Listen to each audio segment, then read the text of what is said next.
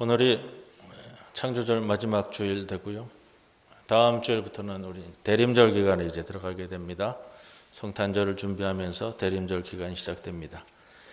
9월 창조절 시작되기 전까지 우리가 엘리야 선지자에 대한 말씀을 열왕기 상서에서 함께 말씀을 나누었습니다. 오늘 엘리야에 대한 말씀을 좀 이제 마지막 사역 장면인데 엘리야에 대한 말씀을 좀 정리해 보려고 합니다. 우리가 열왕기상 말씀 나누면서 엘리야의 활동에 대해서 몇 나온 사건들을 다루었는데요. 제가 조금 요약을 해드리면 이렇죠. 엘리야는 한평생 북이스라엘에서 활동했습니다. 당시 왕조는 오므리 왕조였습니다. 대표적인 왕은 오므리의 아들이었던 아합 왕과 그 아내 왕비 되었던 이세벨이고요. 기억나시죠? 아합에게 기근을 선언한 후에 이방 땅에 피신을 해서 사르밧 과부의 사건이 있었습니다. 그 사건을 통해서 참 하나님의 사람이다라는 것을 인정받았는데 그 사르밧은 이스라엘 영내가 아니었고요. 이스라엘 영 바깥이었습니다. 사르밧이라는 동네는 바알의 본거지였다라고 말씀을 드려서 처음 사역의 시작을 바알의 본거지에서 무리를 내치는 것으로 시작했습니다. 이 말씀도 드렸습니다. 이스라엘 땅으로 돌아온 후에 엘리야는 바알 선지자 450명과 갈멜산에서 이스라엘의 운명을 걸고 기도의 능력으로 승리해서 기도의 사람으로 인정받았습니다. 갈멜산 승리 후에 엘리야 선지자가 한때 깊은 좌절감에 빠졌지만 로뎀나무 아래 또 호렙산으로 올라가서 세미한 주님의 음성을 듣고 그의 사명을 새롭게 전환하고 돌아옵니다. 그래서 말씀의 사람이 된 장면들을 나누었습니다. 이후 엘리야가 아합 왕이 포도원을 탐냈을 때에 사회 정의의 구현자로서 아합과 이세벨에게 책임을 물어서 오므리 왕조의 멸망을 예언했습니다. 오늘 본문은 엘리야로서는 마지막 사역이 될 거고요. 병이 들어 이방신 바알세불에게 치료의 신탁을 구하러 사자를 보내는 아하시아 왕. 아하시아 왕은 아합의 아들입니다. 하나님의 사자를 대신하여 아하시아 왕이 죽으리라는 말씀을 전하는 것. 그러면서 이제 엘리야는 자신의 사역을 마무리를 지을 겁니다. 마무리를 어떻게 짓고 있는가? 그가 한평생 달려온 것이 바알의 터전 위에 올라져 있는 오므리 왕조, 오므리 왕 아합, 그다음에 아하시아, 그 다음에는 이제 요람 왕까지. 요람 왕은 누구냐 하면은 아합 왕의 동생이에요.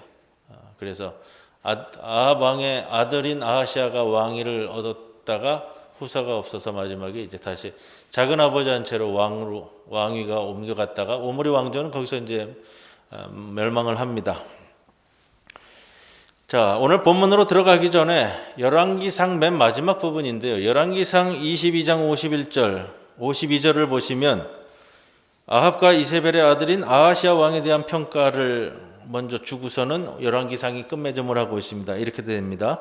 저가 여호와 보시기에 악을 행하여 그 아비의 길과 그 어미의 길과 이스라엘로 범죄케 한 느밧의 아들 여로보암의 길로 행하며 바알을 숨겨 숭배하여 이스라엘 하나님 여호와의 노를 격동하기를 그 아비의 온갖 행위 같이 하였더라.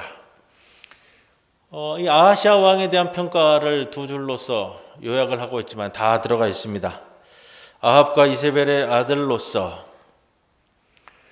우리가 생각해 볼 수 있는 건 그거예요. 아합과 이세벨의 아들로서 부모가 통치하던 그 기간 동안 엘리야와 자기 부모의 이 통치 기간을 통해서 바알이 어떤 신이었는지, 바알이 얼마나 무능한지, 야훼는 어떠했는지 보고 듣고 느꼈을 것이라 이겁니다. 바알의 선지자와 야훼 선지자 갈멜산 사건,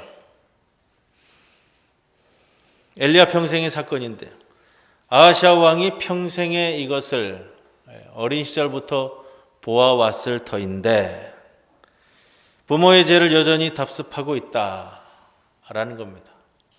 참 헤어나오기 어렵다라는 것을 봅니다. 그래서 부모가 어떠느냐에 따라서 내 자녀대가 어떻게 형성이 되는가 하는 것을 좀 단적으로 보여줄 수 있습니다. 아하시아가 2년 동안 재위했죠. 단 2년 만에 이제 죽게 됩니다. 하나님이 정리하시는데 하나님께서는 항상 그러세요. 항상 아무 사건 없이 바로 정리해야겠다 그럼 정리하는 것이 아니고 항상 우리에게 기회를 먼저 주신다고요. 돌아오라. 네가 좀 이번에는 네가 직접 깨닫고 생각하고 돌아올 기회를 늘 먼저 주신다고요. 오늘 본문을 시작하면서 열왕기하 1장 2절인데 1장 2절이 이렇게 시작을 합니다. 아합이 죽은 뒤에 모압이 이스라엘에게 배반하였다. 모압은 이스라엘 통치 기간 동안 이스라엘 지배하에서 40여 년 동안 이스라엘에게 조공을 바쳐온 나라예요. 40여 년 동안 조공을 바치던 나라가 이스라엘을 배반을 했어요. 이스라엘은 이 조공이 들어오지 않으면 40년 동안이나 들어오던 조공이니까 어땠을까요? 나라 경제가 흔들리는 거예요. 나라 경제가 이 조공에 밑받침이 되는 프로가 얼마나 됐는지는 모르지만 늘 정기적으로 들어오던 수입이 없어진 거죠. 그런데 여기에 대해서 조치를 못해요. 조치를. 엄청난 충격이 되는 거죠. 이스라엘 국가 경제에도 엄청난 충격이고요. 이스라엘 국민들에게도 충격이고요. 이 왕가에도 충격이에요. 그렇다면 왕으로서 다분히 국력에 대해서 살펴봐야 되는 거예요. 그러면서 하나님의 의도하는 손길이 어디에 있는가 하는 것을 보아야 한다는 거죠. 이것이 아하시아 왕이 등극하자마자 일어난 사건입니다.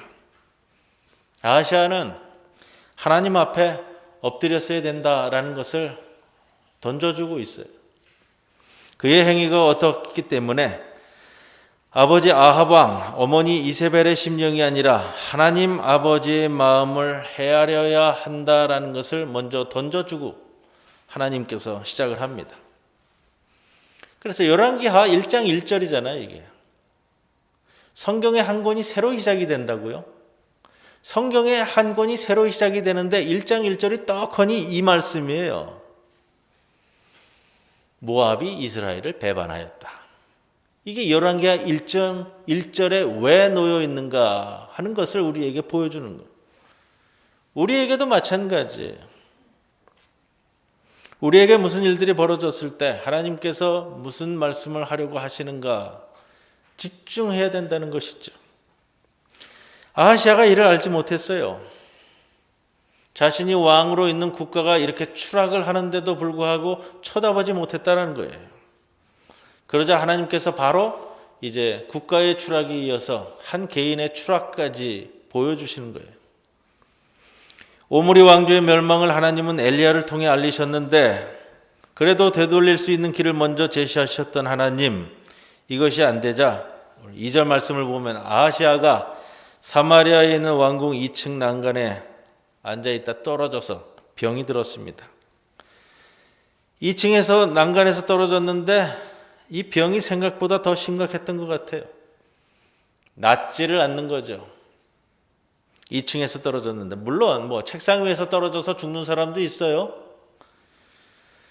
그러나 2층 난간에서 헛디뎌서 떨어졌는지 어떻게 떨어졌는지요.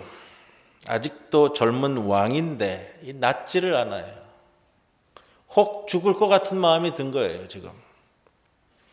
그렇다면 정말 다시금 자신을 살펴보아야 할 것을 하나님께서 지시하고 계시다. 이거를 우리가 기억하셔야 돼요. 나에게 뭔가 변동사항이 있다면 항상 내 삶을 되짚어 보아야 한다는 거예요. 2절 하반절 사자를 보내며 저희더러 이르되 가서 에그론의 신 바알세붑에게 이 병이 낫겠나 물어보라. 아하시아가 여전히 그래도 불구하고 야훼 하나님을 찾지 않고요. 바알세불에게 신탁을 구해요. 그 원명은 바알세불이고요. 왜냐하면 그는 아버지 아합과 어머니 이세벨의 죽음을 보고서도 교훈을 하나도 얻지 못했다는 겁니다. 따라서 이제 더욱 심각한 파국을 피할 수 없게 될 겁니다. 에그론, 기억할 지명입니다. 블레셋 지역이잖아요. 사무엘 시대에 주님의 언약궤가 블레셋에 빼앗겨 블레셋 도시들을 돌아다니다가 에그론에 도착한 후에 주님께서 이 에그론 주민들을 치시자 혹독한 종양으로 고생했습니다. 블레셋 우상들은 주님의 법궤 앞에 바로 설 수도 없었고 산산조각이 나서 다 나뒹굴었죠. 그 지역이 바로 에그론이에요. 그 사건이 보여주는 것은 블레셋의 우상들은 블레셋 백성들의 건강도 블레셋 사람들의 생명도 지킬 수 없다라는 것을 우리에게 보여주었는데, 그런데 이스라엘 왕이 자신의 생명을 가지고 에그론의 신 바알세불을 쳤습니다. 우리가 눈여겨볼 것은 그겁니다. 우리들도 아하시아처럼 병과 고통과 실패와 절망이 몰려올 때 누구를 찾느냐 라는 겁니다. 야훼 하나님을 찾아가고 있느냐? 에그론의 바알세불을 찾아가고 있느냐? 여러분들이 다 경험이 있고 역사가 있잖아요. 여러분의 신앙 고백이 있다고요? 내 경험, 내 역사, 내 간증이 있는데도 불구하고 또다시 무능한 우상들을 찾아가는 것이 인간이라고요. 여러분 아니라고 말씀하실 수 있으시겠어요? 여러분, 내가 어려울 때 지연, 학연, 명예, 금력 이것이 아무 소용없다라는 것 아니고요. 하나님은 때로는 내 지인들을 통해서 지연으로 학연으로 연결된 사람들을 통해서 역사하시기도 해요. 그것이 하나님이 보내주시는 사람들이에요. 그러나 우리가 먼저 생각할 것은 하나님을 먼저 떠올리고 하나님을 먼저 생각해야만 한다는 겁니다. 이것이 하나님의 백성들이 해야 할 일이에요. 순서고요. 오늘 말씀은 우리로 하여금 하나님을 찾으라고 권면하고 있습니다. 곤고함과 병과 고통과 어려움과 시련과 절망이 올 때 무엇보다도 먼저 야훼 하나님을 찾는 우리 모든 성도 여러분들이 되시기를 간절히 기원합니다. 그러다 보니 열왕기 기자의 유머 있는 위트의 말씀도 오늘 보여요. 바알세붑, 원래 이름은 바알세불입니다. 바알세불. 바알세불이라는 것은 왕자 바알 또는 영광스러운 바알 이런 뜻이에요.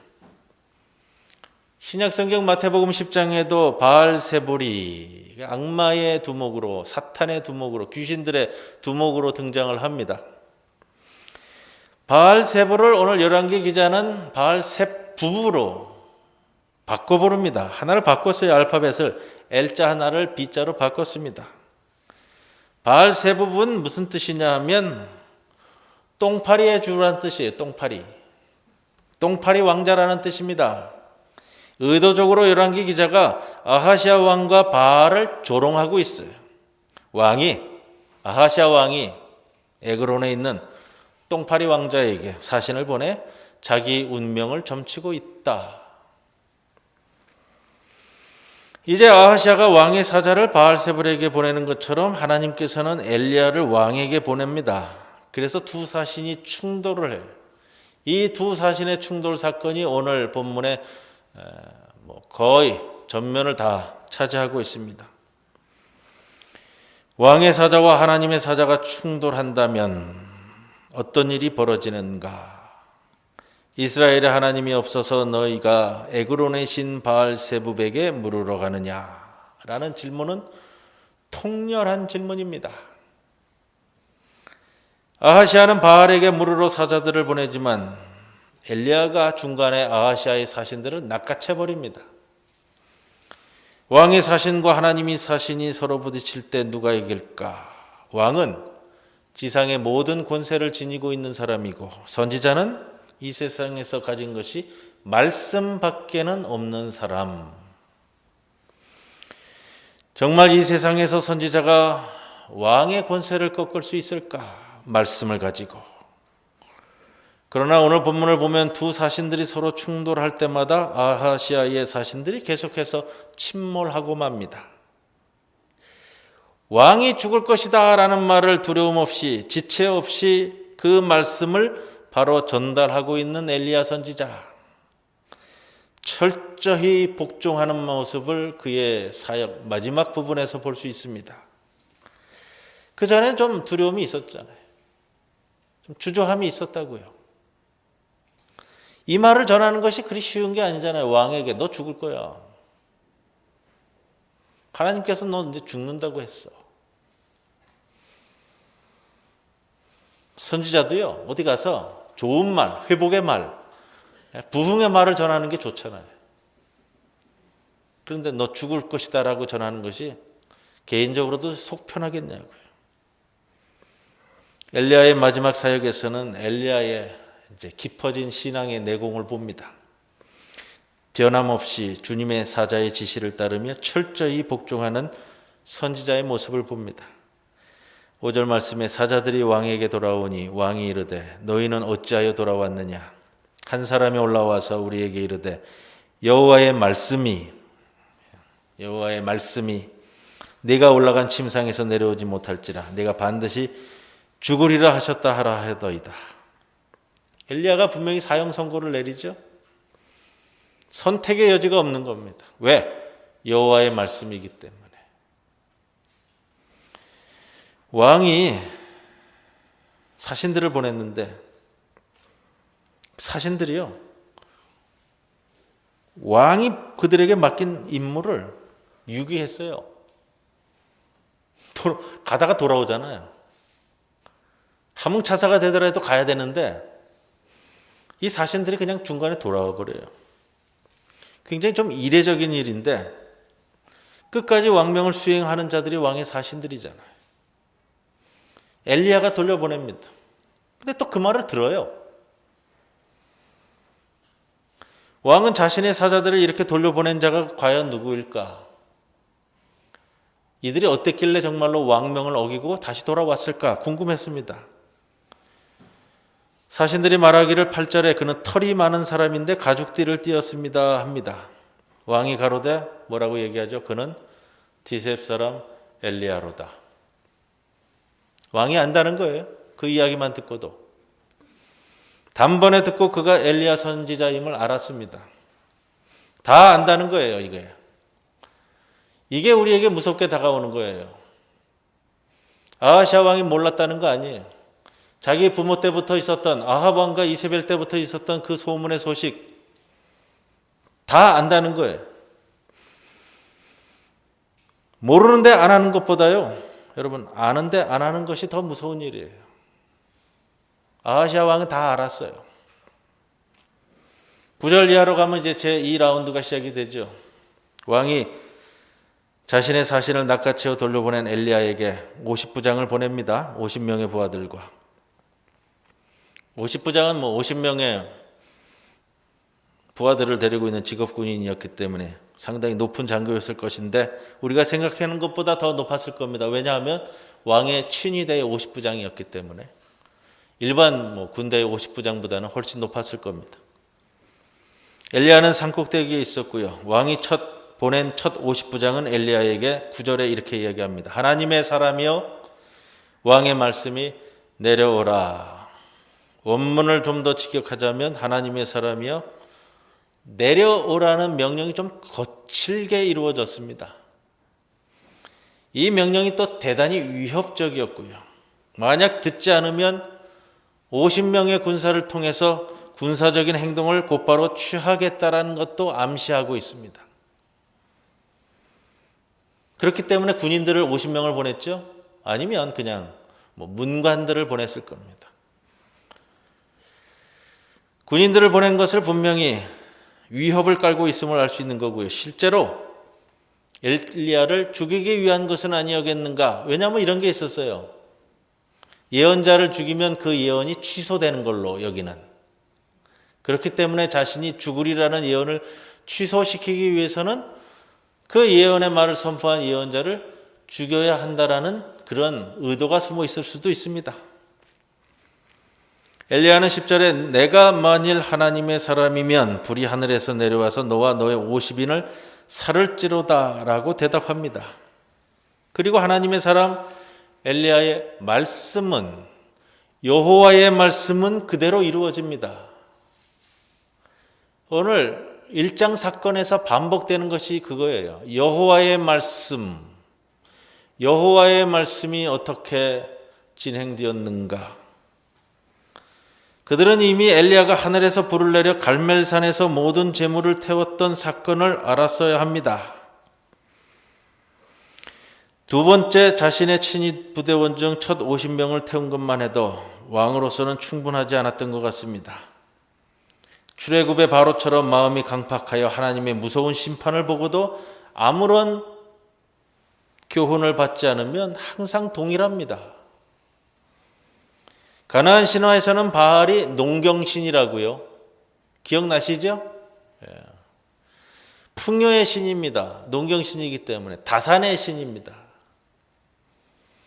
그러다 보니 농경신, 풍요의 신, 다산의 신이 관장하는 것이 뭐냐면 불과 번개와 비와 천둥이에요. 갈멜산 사건을 말씀드릴 때도 있었습니다만 기억하시죠? 엘리야가 바알의 본거지에서 450명의 바알 선지자와 맞붙은 게임의 룰 말씀을 드렸잖아요. 불을 내려온다. 그 불은 바알의 주특기예요. 야훼의 주특기가 아니고요. 비와 번개도 바알의 주특기예요. 야훼의 주특기가 아니란 말이에요. 야훼는 그러나 모든 것을 관장하시죠. 갈멜산에서 떨어진 불이 이제 왕이 보낸 군사들과 사신들에게 떨어집니다.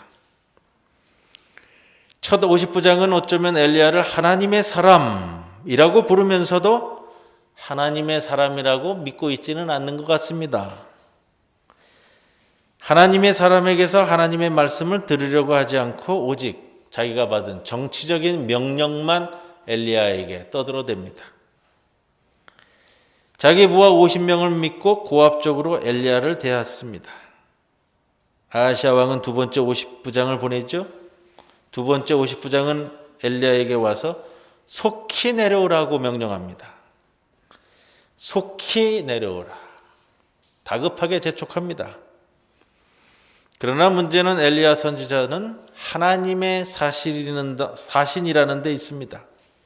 왕이 하나님을 명할 수 없다는 것을 알았어야 합니다. 첫 두 그룹의 사람들은 선지자를 하나님의 사람이라고 부릅니다. 그러나 그들은 하나님의 사람도 왕의 강요를 받을 수 있다고 생각한 것 같습니다. 세 번째 50부장은 앞선 두 50부장들과는 달랐습니다. 본 것이 있고 들은 것이 있으면 깨우침이 있어야만 한다는 것을 이 세 번째 50부장을 통해 우리는 봅니다. 자신이 엘리야 선지자에게 명령할 수 있는 위치가 아님을 알았습니다. 자기와 부하들의 생명에 그리고 관심을 가졌고요. 왕의 교만과 오만을 가지고 50부장의 사신으로 가서 왕 엘리야에게 말하지 않았습니다. 아하시야 왕은 교만해서 자기 생명에 대한 전망을 하나님께 결코 묻지 않았습니다. 그러나 세 번째 50부장은 선지자 앞에 엎드리며 자신의 부하들의 생명을 구해줄 것을 간청합니다. 13절에 그는 무릎을 꿇어 엎드려 간구하였다. 간구한다는 말은 원래 은혜를 구한다는 뜻을 담고 있습니다. 세 번째 50부장은 하나님의 사자 엘리야에게 은총과 자비를 구하고 있습니다. 그리고 두 번이나 반복적으로 자신과 자신의 부하들의 생명을 귀히 여겨달라고 간청합니다. 뿐만 아니라 이 세 번째 50부장은 아하시야 왕의 전가를 엘리야에게 한마디도 전하지 않습니다. 그저 자신을 엘리야에게 이를 때 당신의 종이라고 고백합니다. 자기의 주인인 아하시야 왕을 제쳐놓고 주님을 경외하고 주님에게 복종하는 세 번째 50부장. 그의 간구는 응답을 받았습니다. 자기 부하들과 자신의 목숨을 구했습니다. 생명을 보존했습니다. 엘리야 선지자의 목숨이 위태한 상황이 아니라 자신과 자신 부하들의 목숨이 위태하다는 것을 정확히 알고 있었던, 듣고 보고 느낀 것을 그대로 깨달음으로 알고 있었던 사람이라는 겁니다. 그때 비로소 주님은 엘리야에게 내려가라고 말씀하시고 엘리야가 내려갑니다. 우리는 세속적인 권세를 따라 살지 않고 오로지 하나님의 말씀을 따라 우리의 인생을 선택해야만 한다는 것을 볼 수 있지 않겠습니까? 하나님께서 가라고 하시면 가고 서라고 하시면 서야 합니다. 우리는 왕께서 말씀하시니보다 주께서 말씀하시기를 늘 우선적으로 선택해야만 한다는 겁니다. 다시 한번 엘리야가 왕에게 말합니다. 16절. 여호와의 말씀이 내가 사자를 보내 에그론의 신 바알세붑에게 물으려 하니 이스라엘에 그의 말을 물을 만한 하나님이 안 계심이냐? 그러므로 내가 그 올라간 침상에서 내려오지 못할지라 내가 반드시 죽으리라. 그동안 엘리야는 네가 죽으리라 라는 말을 3번 반복했습니다. 16절에 와서는요, 반드시가 첨가되고 있습니다. 네가 반드시 죽으리라. 엘리야의 말씀이 최종적 선포였습니다. 왕은 아무런 대답도 반박도 하지 못합니다. 그리고 왕이 어떻게 되었죠? 죽었습니다. 왕이 어떻게 죽었죠? 17절 말씀에 여호와의 말씀대로 죽었습니다. 병들어 죽은 게 아니고요, 여호와의 말씀대로 죽었습니다. 이게 열왕기하 기자의 신앙 고백입니다. 여호와의 말씀대로 죽었다. 이것을 너희가 믿느냐? 이 열왕기하 말씀을 읽고 있는 독자들에게 주는 메시지입니다. 여호와의 말씀을 믿느냐? 선포된 말씀과 성취된 말씀은 정확하고 즉각적으로 일치한다는 겁니다.